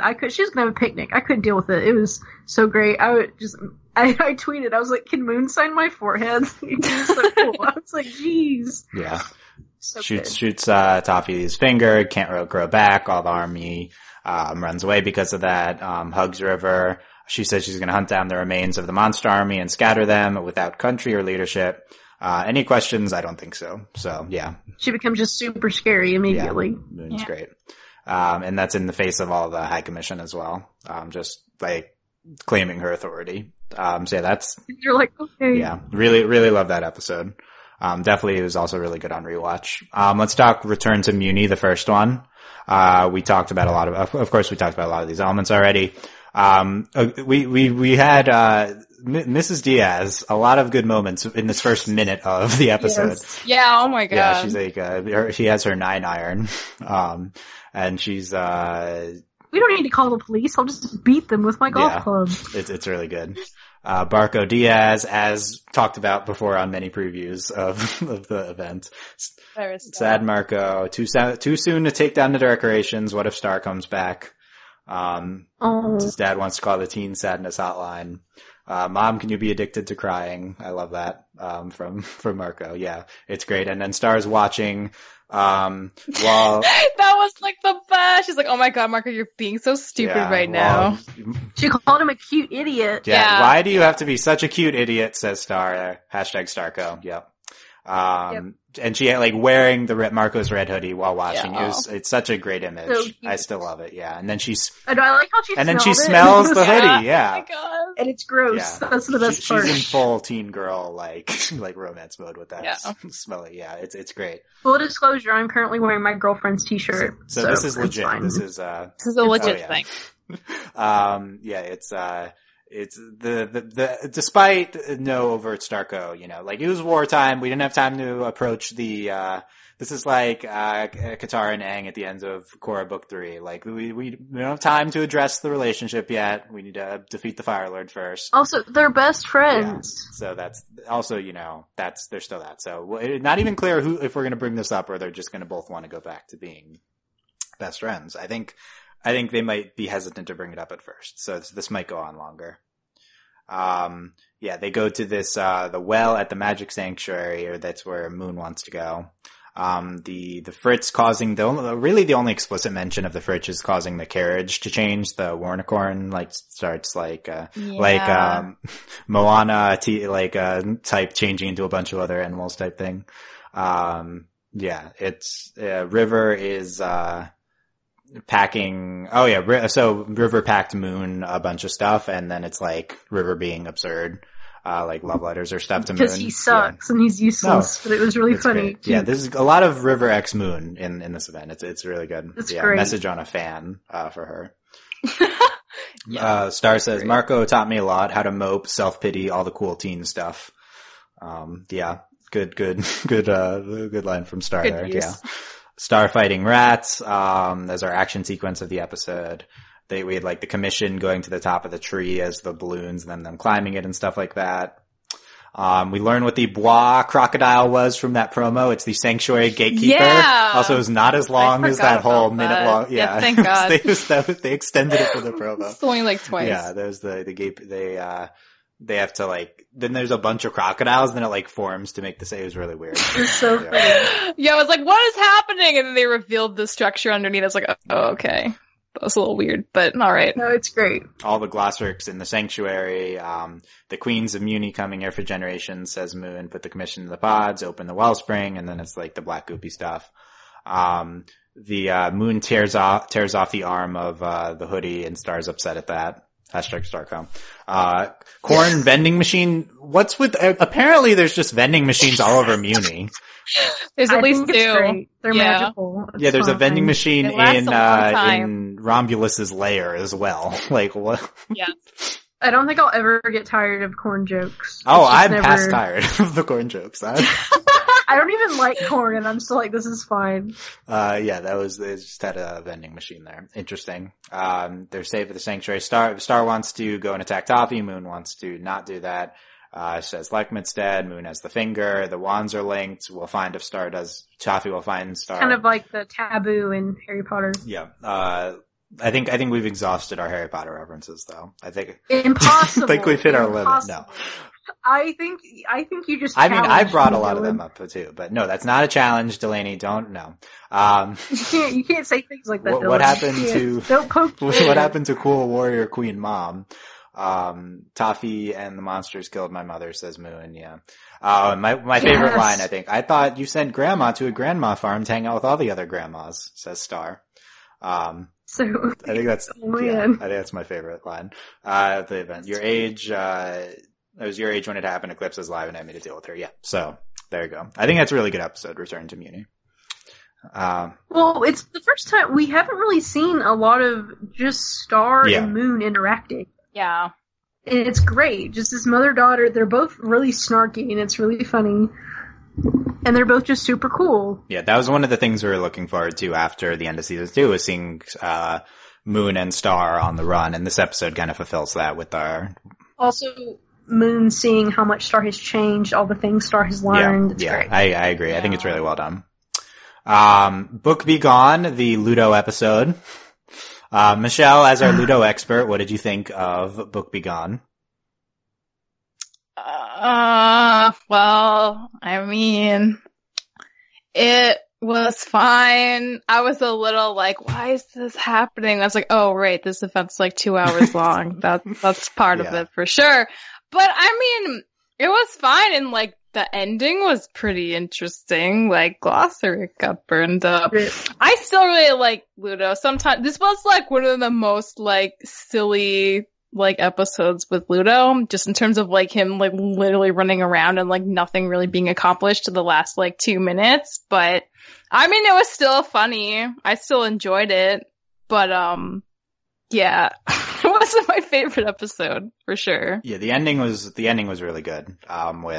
With the book being burned, and then other than that, nothing really consequential happened. What'd you think of it, Delaney? I mean, it was fine.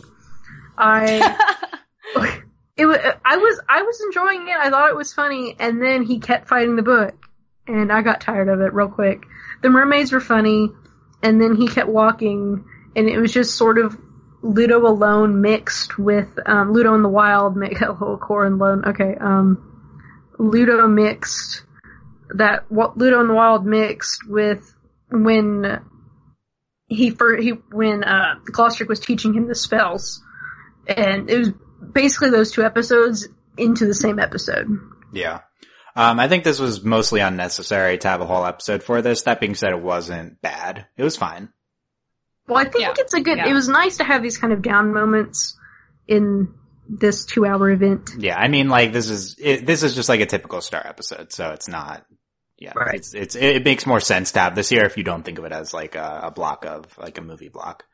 I think my favorite part is right at the beginning when the bird and the spider bring back tacos and the bird has a taco shirt on. I too would wake up from being possessed by being given a taco. Who put the taco shirt on the bird? Was it like the owner of the taco place? I don't think the bird could have done it. So was it the spider? Did the spider do it? Maybe. Did they pay for the shirt? Did the bird want the taco shirt? I have a lot of questions about this, as the promo says, annoyingly, and this is the most questions I feel like I have about this taco shirt. Ludo talks to this pole thinking it's Glossaric. And then it's like Glossaric's not even like in the pole or like right behind the pole. He's like very far back from the pole, which I kind of thought that was funny. Like Ludo's so dumb that he's just really like stupid. Not even close to being him. I like, which one of you am I talking to? I like from Glossric. He says, tells Ludo. Oh, that was really good. Tells Ludo he defeated the High Commission. The hand tells him to take over Butterfly Castle. This whole thing with only the owner being able to write in the Book of Spells, which didn't really pay off. It's like, okay, I guess Toffee owns the Book of Spells. Well, is it Toffee or is it Star? That's what I'm confused about. I don't know. They never specify. I assume it's supposed to be Toffee, but the episode doesn't really say, they attacks the book, it blasts him away, he's the mermaids, he goes back. The whole thing with Glossric trying to tricking him on talking to the book. That was so fun. Awkwardly breaking up with the book. It was so good.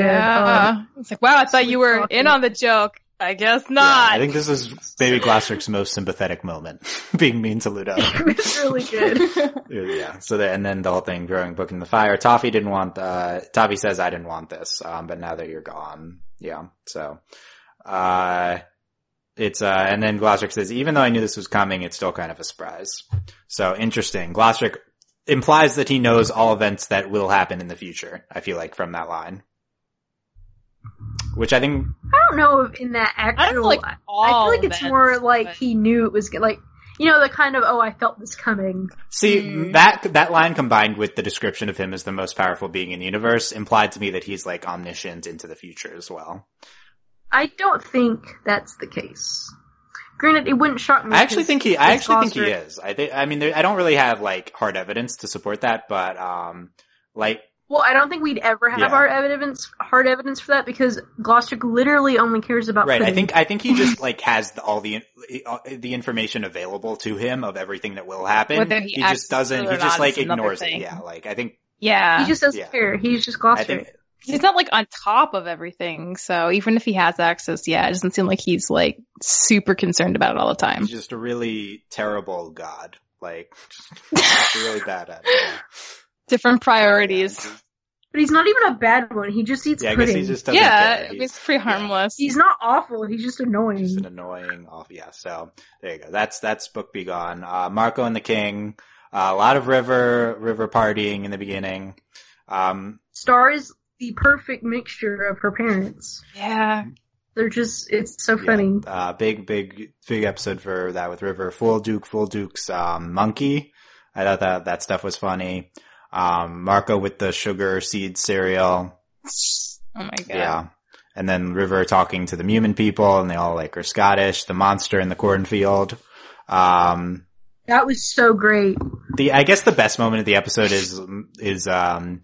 is River talking to the monster at the end. No, I was making the go away motion. He's like, no, you're coming here. That's not it. That's the come here motion. Yeah. It was very atypical Star humor, but I thought that was pretty good. I do think that the presence of the monster in this episode works well with establishing just kind of a general tone to begin the season of monsters really not evil. Like this monster was just didn't, he's just hanging out. Like he's like talking to them, and like despite him being like chill and talking to River, the Mewni people are still like anti-monster and like, go away. So definitely shows, I think this works well with Puddle Defender later, to form that image. And we have the moon laying out River's outfits to the top of the room. I love that. Yeah. They're all exactly the same. Yeah. I didn't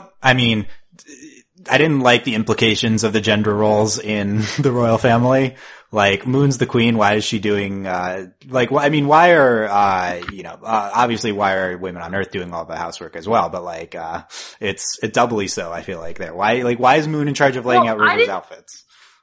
Well, I feel like they've done a really good job on Star, and we know how useless River is. He doesn't do anything. Yeah, I agree. Yeah. And we've also seen a lot of agency. Like, Moon does whatever she wants. She's in charge. And we've also seen that she kind of does her, she tries to fit with this image of the queen because that's what the people of Mewni need. That's what they want. That's what, to keep order and to keep peace. That's what she does. Yeah. Which we got a lot of that in the, it wasn't the season 2 finale. It was the, penultimate episode. That was all blurred to me. I don't remember. I agree. It's more of a commentary on like River's uselessness. But and how much she cares about him, and that too. Yeah. In the moment I think it comes across as like a husband-wife joke. Which I wasn't crazy about, but I do think it was a funny visual and good representing, like, it served its purpose well. But anyway, people, doing something. Well, it's like, it is like gender roles and like, I think Star does a really good job of, that's not what the case is. We know River's, it's the usual, like, the, like, husband's completely incompetent and then the wife does everything. But in this case, we see they really do care about each other, and Moon is incredible. She does all this stuff. She's an action hero. She's super cool. But then she really does love River. Away, just having her definitely, like fold up his clothes for him. Like, those can coexist. Yeah, definitely all that's still valid. But like, it could have been like worse. Like, I don't think, I think Star does a really good job of not falling into the gender roles and doing things like that. Moon, overall the representation like for Moon balance. Is great. I don't, I don't think could have been worse is placates me. But yeah, anyway, we had this, I think the main reason it's hard, we have all these cool things and all these things Moon and Star do, but I think a lot of it also has to do with the way we are taught about this, like, we're in this fantasy world, but it's medieval, and they kind of talk like they're British, and we see kind of this royal thing, and I think it's hard to look at this and not be immediately influenced by the setting. Certainly it's in the context of all our other perceptions, sure. Because when we look at, Marco's parents, they don't really do a lot, and we have little moments here and there, but I don't think they do a lot with, like, they don't do really any negative gender role things with Marco's parents. Granted, there's a lot less of them, but I think the setting is, like, a matter too. I think it's just hard not to think about that because she's a queen. Yeah, it's not a big deal. It's a small moment. But anyway, people doing, the Rivers, it's like inspiring all the humans, I guess, and them all doing something unique and with like a staring contest joke. And then there's like weird, like the dentist and then like a skull, like a builder or something. I don't know. It's like make a tooth shaped stat. I think that was what that was, but it was interesting. Anyway, this episode, Marco and the King, what did you think overall, Delaney, of it? The episode as a whole? It wasn't my favorite. I like River, but he's dumb, and I'm not usually a fan of his little archetype character. I think it was really good for River. I think it was kind of a redeeming episode for him. This, I'm not a good leader, but then he really does care about the people, and he was, doing his best. And I think it was a fun little episode, and with him and Marco, and it was funny. I think it was fine. It was, again, a low point, but it was important to have this kind of pacing, like, difference. What do you think, Michelle? Yeah, I agree. Like, Marco and the King and Book Be Gone are kind of like the most chill, least plot heavy, well, arguably, the majority of them anyway, episodes in the entire bunch. And with that comes like a different tone and expectation and focus. And so, like, yeah, it wasn't bad. And I enjoyed seeing, like, Marco finally, like, come back and do stuff. And seeing more of the kingdom and seeing, like, the civilians and kind of seeing that interaction, because we don't really see that a lot either. And I feel like there's a lot more to get into there. So I liked it fine, but not my fave, clearly. Yeah, I thought it was fine. It was okay. I like, River and Marco's interactions, etc. Full Duke's great, etc. There you go. Puddle Defender. This one, I think, stands out to me, though. As mentioned, a lot of commentary on monster prejudice, from Moon and other humans. I think this is like the follow-up episode to like Independence Day from season 1, I think. Yeah. So, that's like, it stands out to me. Buffrog's great. The tadpoles are great. Katrina is wonderful. Who can talk now, which is amazing.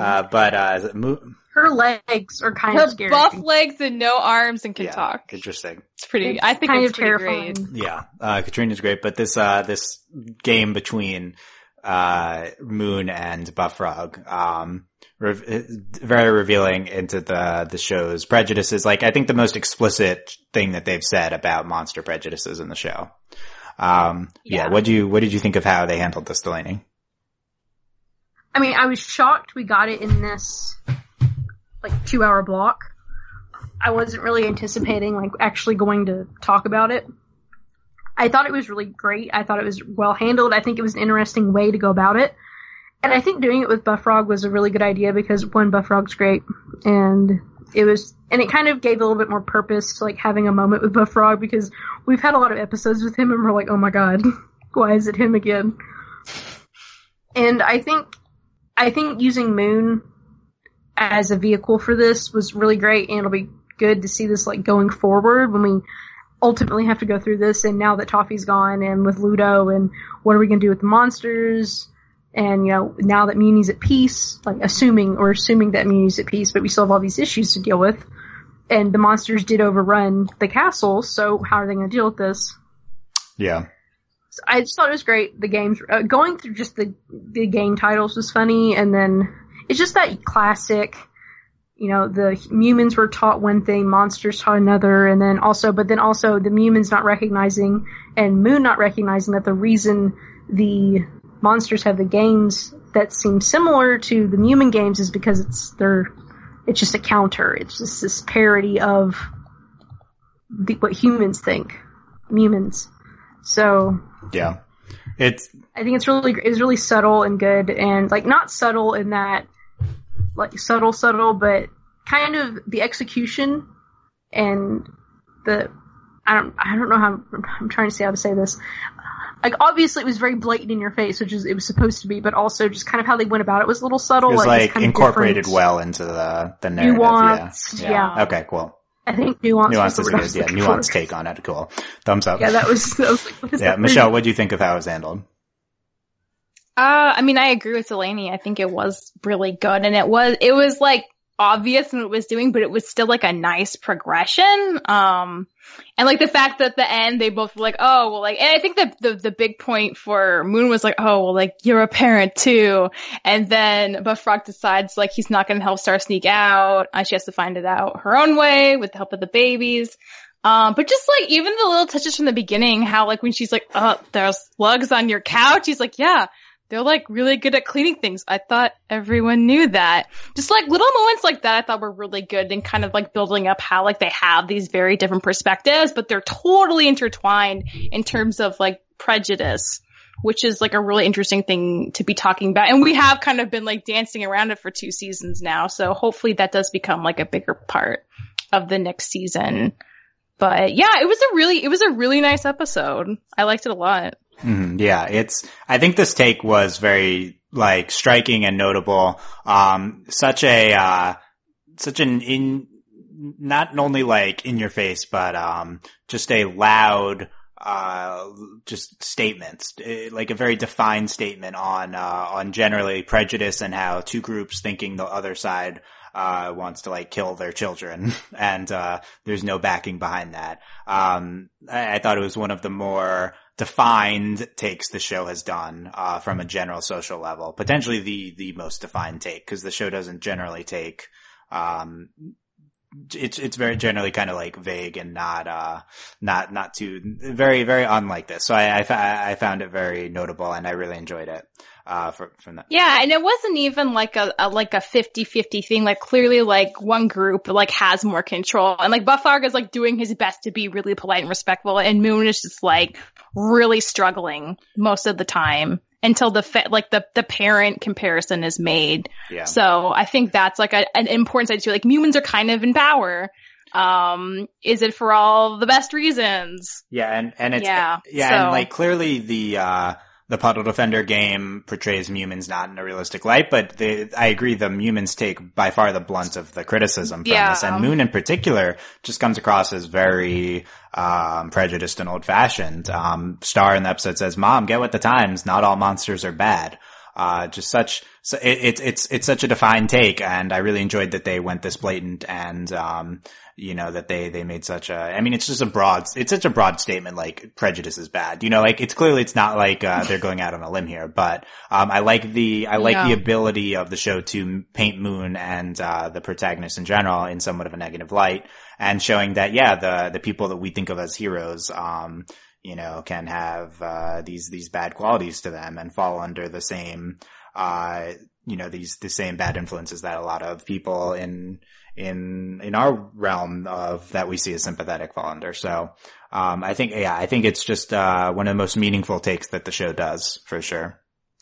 And also the way they were going about it was in this reference to how, Moon was raised. This is a societal thing. This isn't just her prejudice. It's not just, in Voltron we have this, it's just Allura. It's just her. And it's just focused on her character, and they don't play it as much as our only reference is like Voltron. But it just seems so much more in the way they play it. It's not as effective because there's just iffy things with it. More of like a societal statement, yeah. Yeah, and this is more of a societal statement. It's not as like personal, which I think is a really great, and that's what, like, this is the more kind of realistic. I know it's like monsters, but this is how I'm representing it. Like, she was very matter of fact, but Frog's like, no. And, this societal, and, having it in board games, and I think that's really, what makes it really effective and powerful is this representation, because a lot of times in media they don't go to that, because that's what it is. It's societal, but they play it off as this one personal thing where there's a reason for it. For the record, I think the Voltron take is the Voltron. They are also attempting for it to be a societal thing, but Allura is the last of the people, so it doesn't come across well. It's hard. It's hard. You can't play it like that when it's not the right circumstances. One thing before we jump off to next episode that I also think is really interesting is because, like, it's not like they paint Moon as, like, completely, like, she's still sympathetic to us as a character despite, like, having this, like, old-fashioned perspective. And I think it also, like, the combination of, like, the arc seeing the flashback, like, the Reptile King was gonna sign a peace treaty, but the General Tapia was like, no, like, we're gonna rebel. Like, something could have ended there that didn't. And because, like, Moon had to do what she did, she decided, like, oh, all right, I'm gonna go scatter all of them so they have no ties to each other. But, like, that creates kind of a whole other problem that Star's kind of living with now. And it's like, progress isn't linear, So I think that's, like, a really important, interesting angle, too. Like, in some ways, like, Moon did what she had to do, but also created these other problems that are still, like, festering now. Like, clearly. Yeah, I think that's a great point, tying that to Moon's actions at the end of the flashback episode. For me personally, what Moon says about, like, scattering them so they have, like, no, like, leader or defy, like, that came across super unsympathetic to me. I think that's, like, clearly I like Moon, and, she's... Yeah, but it's like, oh, like, no wonder. Like, that's not a good action to take. It's, like, actively bad and actively hurts a lot of people, and it's, like, harmful to what Star's trying to do here, but... And it also explains when she goes to try and find Ludo, and she goes and talks to the family, and, like, the Lord and Lady of Arius, we're seeing these remnants of a society, a culture that Moon that's now been revealed that Moon herself is the one who dismantled this. It's like, yes, we see the societal influences and we see why Moon is prejudiced in the way she is, but also this is absolutely her fault. Yeah. And it is very much her fault that she holds this prejudice and that she took that action with the monsters, and it's having a bad impact on them. So a lot of them live in poverty, and it's an impact on, her people as well. And we see that Star is someone who's raised in a similar culture to her, but does not hold these prejudices. Also, it's not as far removed as I think we were led to believe in Mewni Independence. I can't say that word. But because I think the way they present it there is that it's, it kind of feels a little bit more far off. But no, this was literally from, only is however old Moon is now to when she was 14. Yeah, she had to unlearn that stuff too. Like, she really struggles in that episode to be like, oh geez, like, she's like looking at her history, she's like, I've always like done this, but like reading this, it's kind of messed up. And like that moment where she like lets Buff Frog go at the end of the episode, like that was one of my favorite parts of season 1, because it's like you can tell she's like really analyzing like why she's reacting the way she is, and like she's making a conscious effort to like think differently about monsters, maybe for the first time in her life, which at 14, that's like kind of a while too. So Star's done like a lot of growing in that way that her mom hasn't at all. So and we're seeing that. Which what Puddle Defender does too is this. Moon starts thinking about it. Like, we kind of had that, it kind of cracks the door a little bit open for Moon, too. Yeah. And so we see where Star has grown. Moon maybe hasn't, still holds the prejudices. She took this pretty destructive action, when she was 14, but at the same time she was young and influenced by society. The stakes were really high. And also, we also have to, like, I think also we kind of took it more of a joke. You know, they kept saying how devastated she was because her mother died, but that also obviously was a driving factor. They killed her mother. Yeah. And like this was an anger. And she couldn't see the nuance between that. That wasn't all monsters. That was like just the individual coffee, right? people who did it versus like monsters at large. So, I agree. Like the whole arc here paints Moon, like clearly she's still sympathetic to us and we understand what she's doing, but we also see a very not great side to her. Well, it's this very obvious generational divide. Yeah. And it's a really good representation of it. I agree. It is good. And like, it's a broad statement, but I also think it's an indictment of Moon specifically. And like, I don't want to like, quote unquote, let Moon off the hook. Like, we understand it's. Well, no, I mean, her actions directly cause all of this. I think she's taken some very bad actions. We understand that we've been presented why she takes them, but at the same time, these were shown to us and her prejudices still happen. But it's important too that they were showing that it's a societal thing. Like it's based. Like this is all of right. Mewni. So we see all the reasons why and stuff. So that's good. Yeah. All this in Puddle Defender. What we didn't mention. So much we got in. They were in the sanctuary in the beginning. The sludge coming down from it. No time to take the commission. Star blasts out of the sanctuary. And then I like the two moments with Star here. She's like, it's creepy out here, and then like punches the snake as like it's about to come down on there. That was great. And then like a frog's like ribbit, and she's like ribbit, like getting the idea to go to Buff Frog. A great weird Star moment. The babies they have arms now. Little Katrina's a late bloomer. Yeah. Ludo took the castle, monster issues. Yeah. Getting a certain vibe from her. That's, I think Buff Frog says that, right? I think that was a really a good line. Yeah, it was getting a certain vibe. This episode, very good very commentary. real world with their language too. I think so, yeah.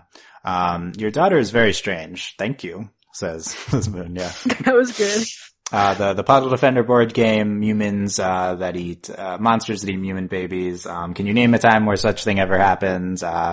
Moon played Castle Defender.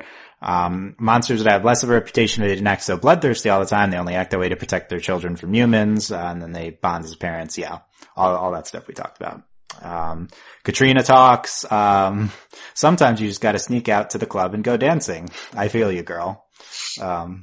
It was just ridiculous. How old is Katrina? Like, what? I know, it doesn't matter. She still wants the club. She's got Did she go to the bounce lounge? Is that what happened? Maybe. Yeah. I'm very worried, says Katrina, and then she says she's gonna die. So. That was funny. It just ends like that. Yeah. Okay, moving on to King Ludo. Ludo, a bunch of stuff about Ludo being in power, removing all the things with butterfly faces, the thing with the King Ludo merch, I thought was really funny. Like the mask and stuff. Butter with Marco and River freeing themselves. That was great. I knew he was gonna eat the butter. Yeah, I knew it. Yeah. Classic River. Potentially some of the best stuff in the episode comes from the interactions of the artists, the resistance artists. Artists comment on the world around it, not doing stuff, says, Rubariot. The buffoon is it's a facade for my pointed social commentary. I like the phrase pointed social commentary in Star. And then them all agreeing that the mime is a genius. The song about Ludo, I think, getting to see Levitato's River. A lot of good, Levitato line reads. They make fun of that a lot. Eden shares some really good actually. like that. Yeah, it's really good. I like this concept of Ludo knows one spell, and like that's how he punishes people. He just floats them into the sky. And Star's like, yeah, that can't be that bad. Next episode, she says that.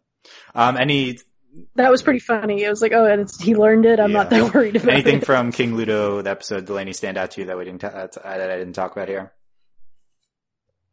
I don't think so. I just like River and Marco. Yeah. Overall, good episode? I mean, it was fine. It was okay.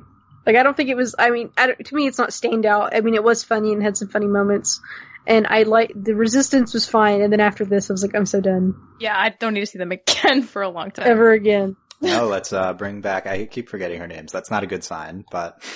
It's not a good sign. Yeah, bring back Full Duke. Bring back Rubariat. Yeah. Michelle, anything stand out to you that I didn't talk about, and what do you think overall? I thought it was fine. Cool. Yeah. Okay, let's thumbs get up. into Toffee. Toffee. Yeah, we talked about the second half basically in entirety, but we can talk about the first half as well. King Ludo's song from a second Ludo song from the youth choir. And then he levitatos them, they're singing with angels. Oh my, that was very, very... That was terrible. Oh my god. It was really, really great evil moment from Ludo. It was very, very like darkly funny. Cause you don't know if they're coming back down. It's great. Star in this rat costume. That was weird.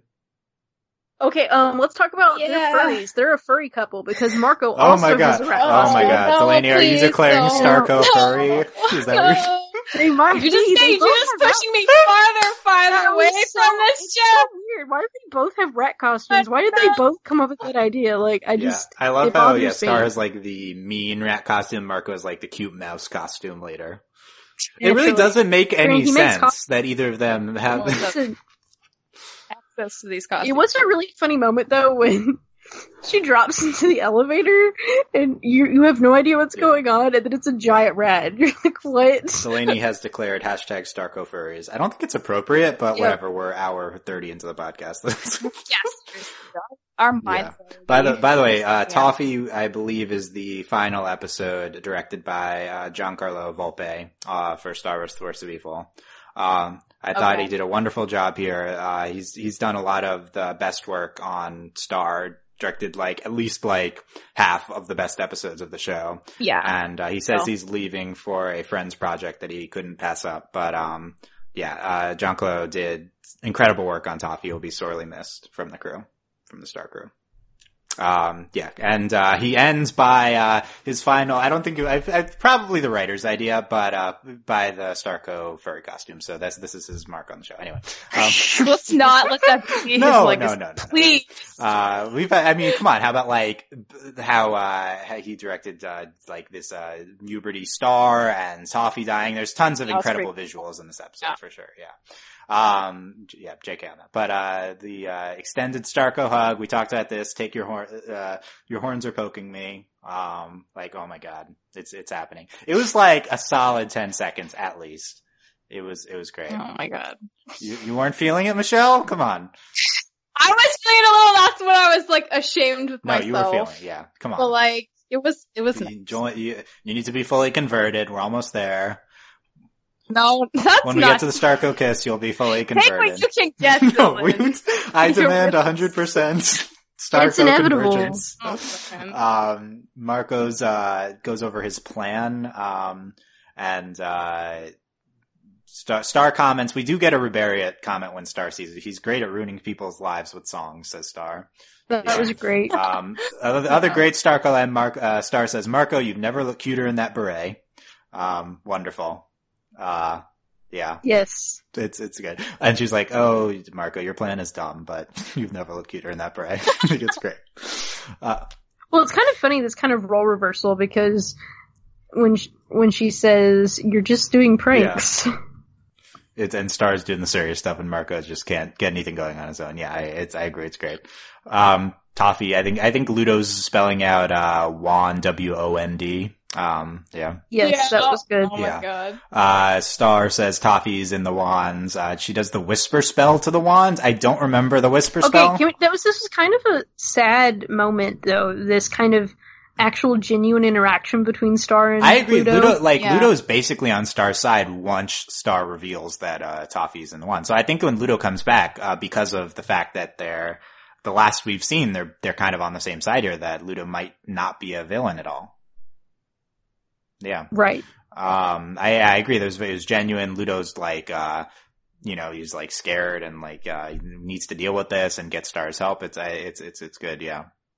And then we know Star is about to do something awful, so. Yeah. I think the whispering spell we know of the whispering. I think it's probably something I don't remember, but yeah, I no, think that's said what it she used the before. last time. Yeah, in that's season what- 1 finale. That's literally Season what one happened. finale. Because Yeah. when she blew it up. I'm in dire need of season 1 finale rewatch. But yeah, it's And they've mentioned it before, like they've talked about it being the whispering spell. okay. Yeah. Buffrog and Moon come. Horse comes out. What does that mean? Oh, of well, the I think wand. it's like Okay, the yeah. horse that was in the half of the wand died. Okay, there's like 2 times Yeah. when like the horse from the wand comes. I don't know if it was the same horse, but it comes out once here. No, it's a different horse. She grows a horse Okay, at so the end that's and she new, kills him. that's It's a in new the horse at the end. other wand. Okay. Yeah, This it's is a new the previous horse. horse from the wand. It's Star just a goes dead in. horse. Star goes in. Dead horse. Oh, Star goes into. R.I.P. Star goes horse. into Ludo. Yeah, but that's a normal thing that happened. This is super dark, and then this Yeah. whole sequence kills me because Moon is watching and she's like the whispering spell, and then the whole rest of the time she's crying, and I was about to cry. I couldn't handle it. It was emotional. Couldn't deal with it. This was so Sad, intense. And then they cut to commercial, and I'm like, I can't deal with this. Like, why are you doing this to me? Yeah. Yeah. And I think we're all like inside Ludo or Toffee stuff. Yeah. Mm-hmm. Yes. Yeah. Goop Toffee, Goop. gold stuff, Star's magic, gives Toffee back the finger, Moon does, Toffee regrows around Ludo. It's And you pretty see his messed up. spine and his Yeah. bones. Yeah. It's a great, It gave me very like Gravity Falls vibes, that kind of like Yeah. Like creepy weird again. yeah, animation. it was good. Yeah. They throws up Ludo. Looked like a baby, right? Like, yeah. That was terrible. Sad Moon, Just hurt me. try, That was really good though, like that character direction when they're like, and then Marco's like punched through his heart. It was That just was really heartbreaking. good. It was really well done. yeah, I Sad Moon thought. tries to use the spell. brilliant. Sad Marco, tries to punch through. Yeah. That was the potentially even bigger of a Starco moment was Marco's devastation. Yeah. And then, trying to punch through him. Yeah. And then, Ludo, did I have any part to play in this? And Toffee, no. Yeah. Nope. A little frustrating from a narrative standpoint that's the explanation we get. But, you know, I like delegitimizing Ludo, so that's fine. Ludo needs to move Yeah, he forward, needs to move so on, it's yeah. fine. Yeah, we talked, no one's ever been here before, Glassrick and Star, dip down, oh my god. Why did we need to bring back the dip down? But, yeah. So good. I'm a dipper. Pony, Gold from the Wellspring, Commission's back, potentially, Wand, Wait, there was, I think there was a really, really great emotional moment between Marco and,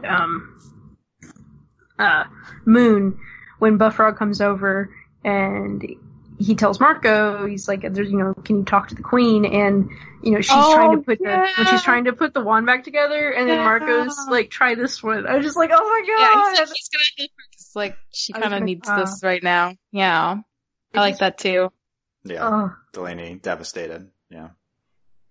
I have all the Moon feels. It was really good. It was just like, it wasn't like over the top, their grief. It was like very believable, and that's what felt so genuine about it. So I agree with Delaney. Like, it was all really good characterization at that point. Yeah, I agree.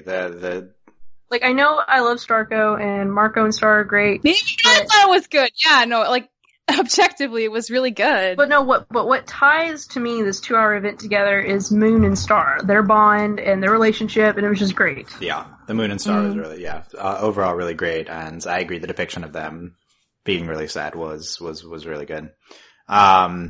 The wand reforms, we talked about this, Mewni Star, Blast Toffee, Fall, Obliterates him. Oh man, it was so good. Him. falls in the outfit, and then like the outfit changes, and then the wings dissipate. Muck Toffee at the end, yeah. He was on the cusp of death Toffee. It was, I guess. like very creepy. Ludo pushes the pillow over. Can't get more gone than that. They're talking about how gone he is. Look, I did that. Yeah. Look, I did that. I know.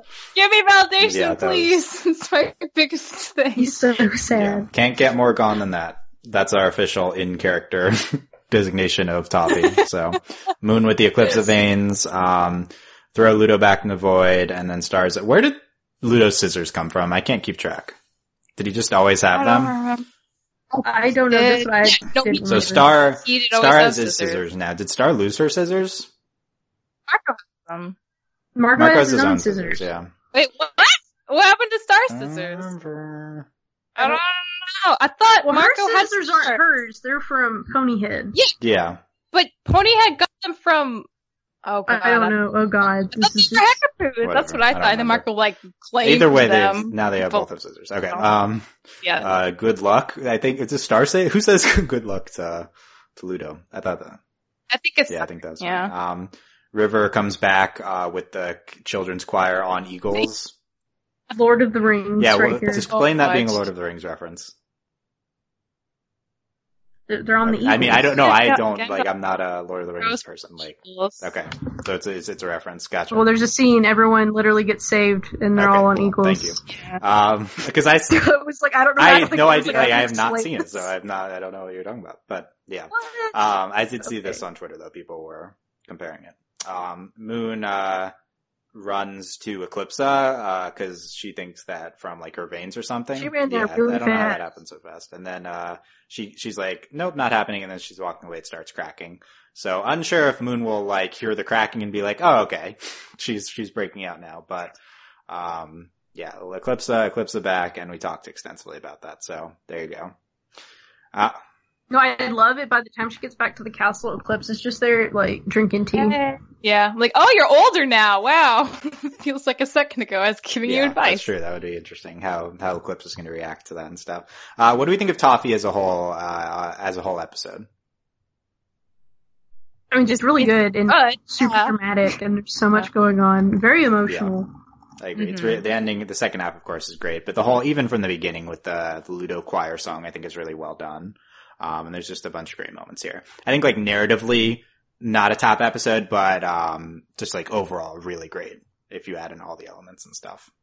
Well, it just keeps sucker punching you. It's more of an emotional, reactive type episode than stuff's really good. Yeah. Cool. Do we want to do a sing along with the end credits? Let's talk the new end credits. Everyone's like, oh, it's Stars in anime now, anime end credits. There was always an anime. I mean, how is it anime? This feels like an anime ending. With yeah, it does. Singing, it does. Singing it a really song does. at the end. Yeah. So. And her just standing there with her hair moving in the for real. Okay, so I'm not 100% sure. I think this is Darren Nefsey singing. I have no clue. It's credited at the end, Darren and the composer of the show. So I think it might be her singing. Do we want to do sing along with the? No, she's a princess when I have it written down right here. Go for it. No. Dylan, okay. I mean, I don't want anything notable about the lyrics. Not really. It's pretty general. It's just cute. Yeah. I think it's called Shining Star. But I would assume evil won't deter because magic flows through her. I like that rhyme. There you go. I know. I like "Don't worry when it's night" because she will keep the lights on. That's such a quality line. Shining Star, yeah. Good. So I really love the new end credits. It's really good. Stars now, Sailor Moon. Yep, confirmed. It's happening. Well, it's just funny. I will always love the original end credits because it's so cute, and I can sing that. That's such a good fun rhythm, and then I would have to walk when they sang it though. But I just like these upbeat end credits. It's really good. And I think also just having these with obviously I know it's because it's season 3, but I think it just fits so well after having this big epic 2-hour and Starlit total Super Saiyan Sailor Moon nonsense. Yeah. So it's pretty good. Yeah. I agree with that. Yeah, I'm bad.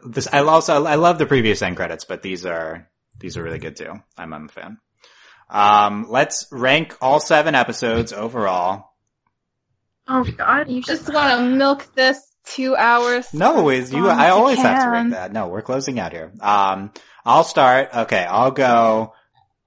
Okay, go. Number 1, Moon the Undaunted. Number 2, I guess I have to go Toffee. Number 3, Return to Mewni. Number 4, Puddle Defender. Number 5, King Ludo. Number 6, Marco and the King. Number 7, Book Be Gone. Well, that was my list exactly too, the same? I disagree with Dylan. No, I mean in terms of, What's your sure. disagreement, Delaney? No, I agreed. I didn't. Yeah. As well. Okay. There's the official. I would also have. It would also. I would probably change 1 or 2 around, but I don't care enough to. I actually wouldn't change any. I don't remember the names. Can't rank them. Don't remember names. They're Those are the official overly animated episode rankings. But I would say definitely like Moon the Undaunted, and then all that jazz. Yeah, on the surface, like thinking back though, like I pretty much do agree with Dylan's list. Well, I mean, honestly, other than Moon the Undaunted, Toffee, and like Return to Mewni, and like King Ludo. After that, doesn't matter. Yeah. Wait, but what about the I think Puddle Puddle Defender? Defender's a solid 4, but yeah. Yeah, I think it's like Anyway. Overall, event, obviously the event thumbs up. Yeah, high thumbs up. How hype are we now for Star going into the rest of season 3? I'm ready. I'm also like, I'm glad that they did this, because I don't think I could have handled watching this, like, I don't know, having it all shoved down my throat at once is good, and then I can like wait. Yeah. We got a lot to work with to speculate on, and that's like a good feeling as a fan. If we had it week by week and we had to like sit through like the King shenanigans and like Ludo in the book for 2 weeks of suspense, that'd be a little hard. So I like this format for this chunk. It does seem like a natural break after Toffee. I mean, we don't really know what's happening now, but this seems to be a shift in the show now. To go from and this felt very, I know they're like episodes, but this still felt like very natural altogether. Mm-hmm. Yeah, and it really did. Like the pacing, honestly, even on the latter episodes, like it all fit within the larger like conglomeration. And I'm interested to see how much, like, how this is going to change, and how, like, are we going to have more book be gone episodes, or are we just? I mean, obviously we're going to have like a little, like, some downtime, but I just wonder how. Yeah, it's a big question. Is what's the new format of the show? Yeah, like, are we even back on Earth? Or are we still on Mewni? Like, what's happening now? Well, if the intro is any indication, might still be on Mewni. Marco might be on we'll Mewni. see. Yeah, mystical adventures all over Mewni. Very, very quickly, my previous best Star episode of the year was now I'm blanking on the name, but obviously Running with Scissors. So for me, none of these episodes are better than Running with Scissors. Agree or disagree?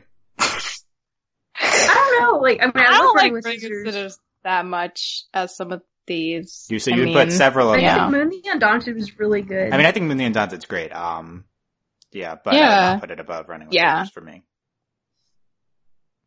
I don't know, like, I mean, I still feel like, I mean, I guess, to me, they might be tied. Like, they both deliver on the emotion and the, I don't know, like, the dramatics. Yeah. So, I don't know, I mean, granted, it's always hard for me to separate, like, in this, like, big chunk. Yeah. I do think, Toffee, Moon the Undaunted, and potentially Return to Mewni are all top 20 episodes of the show. Yes. Oh yeah, I would agree with that. So, it's a good showing here for Battle for Mewni. Okay. Final thoughts, Delaney. Oh god. I loved it. This was great. Moon is awesome. Star is awesome. I can't even remember the last time I actually watched, like, oh, it's a TV movie. Granted, that's kind of changed. Like, this is really just episodes tied together versus, like, oh, when you had, like, Kim Possible and, like, her TV movies. But I really loved it. I thought it was great. I would love to see more. I'm excited just for season 3. Eclipse is going to be really exciting.